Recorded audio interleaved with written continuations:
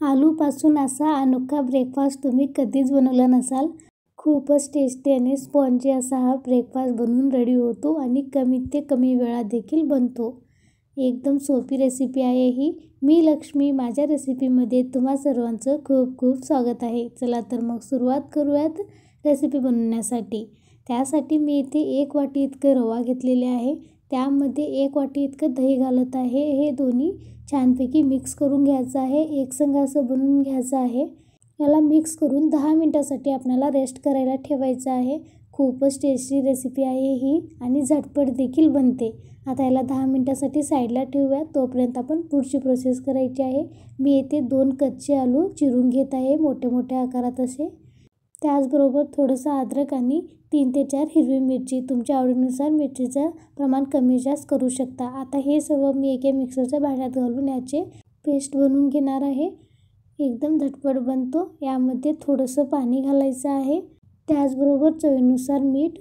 त्याला वाटून घेऊयात, एकदम बारीक होईपर्यंत आपल्याला याला वाटून घ्यायचं आहे। तुम्ही बघू शकता येथे जास्ती पातळही नाही आणि जास्ती घट्टही नाही। जास्ती पातळ झालं तर आपलं बिघडून जाईल। आता येथे 10 मिनिटानंतर मी यामध्ये जे आपण बनवून ठेवलेला पेस्ट होतो ते यामध्ये घालत आहे। आता हे दोन्ही आपल्याला छानपैकी मिक्स करून घ्यायचं आहे। त्याचबरोबर मी इथे 2 चम्मच इतकं बेसनचं पीठ घेतलेले आहे। आता हे सर्व एकसंग होईपर्यंत आपल्याला मिक्स करून घ्यायचं आहे। थोडेसे गुठळ्या झाले नाही पाहिजेत। एकाच दिशेने फिरवत त्याला आपल्याला छानपैकी याचा पेस्ट बनवून घ्यायचा आहे। आणखीन तुम्ही माझ्या व्हिडिओला लाईक केला नसेल तर लाईक करा, त्याचबरोबर माझ्या चॅनलला सबस्क्राईब करा। मी आता इथे अर्धा चम्मच इतकं इनो घालत आहे। तुम्ही या ठिकाणी खायचा सोडा देखील वापरू शकता। बघू शकता किती मस्त फुलत आहे। आता हे छानपैकी मिक्स करून झाल्यानंतर आपल्याला याला स्टीम करायला ठेवायचं आहे। मी येथे स्टीम करण्यासाठी छोटंसं पातेलं घेतलेले आहे, त्याला तेल लावून घेत आहे। तुमच्याजवळ जर बटर पेपर असला तर तेही यूज करू शकता। आता हे तेल लावून झाल्यानंतर यामध्ये जे आपण बॅटर बनवून ठेवलेलं आहे ते यामध्ये घालून घ्यायचं आहे। आता हे बॅटर यामध्ये घालून आपल्याला 20 मिनिटासाठी स्टीम करून घ्यायचं आहे। याला थोडंसं हलवून घ्यायचं आहे। असे केल्याने हे जे पेस्ट आहे सर्व जागी एकदम छानपैकी सेटल होईल, त्यामुळे याला अशा प्रकारे हलवून घ्यायचं आहे। मी इथे स्टीम करण्यासाठी पातेल्यामध्ये आधीच पाणी गरम करायला ठेवले होते। आता यावरती स्टँड ठेवून आपलं पातेलं यावरती ठेवायचं आहे। आपल्याला एकदम लेवल ठेवायचं आहे, खालती वरती झालं नाही पाहिजे, नाहीतर बराबर स्टीम होणार नाही। आता हे 20 मिनिटासाठी आपल्याला स्टीम करून घ्यायचं आहे।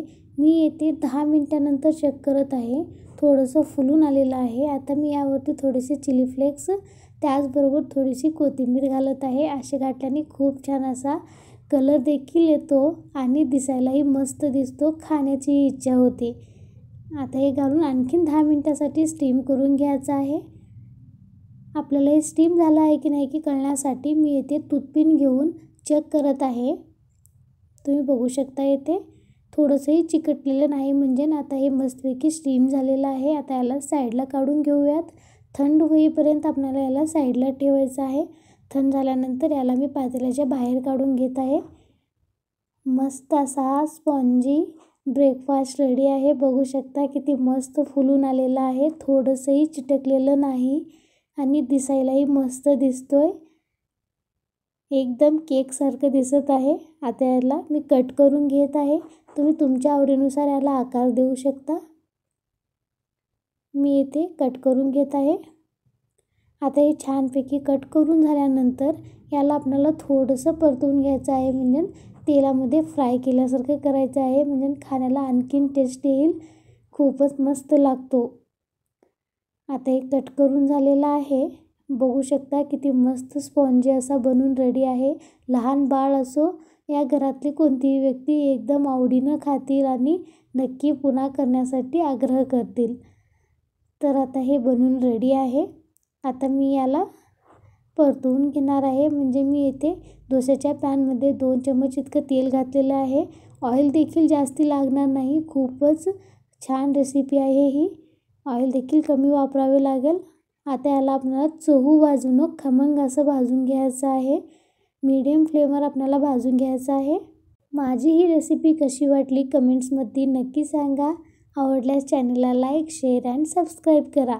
बघू शकता मस्त असा हा छान ब्रेकफास्ट रेडी आहे. तुम्ही हा माझा व्हिडिओ शेवटपर्यंत पाहिल्यामुळे तुम्हा सर्वांचं खूप खूप धन्यवाद. चला तर मग पुन्हा भेटूया अशाच एका छानशा रेसिपी बरोबर.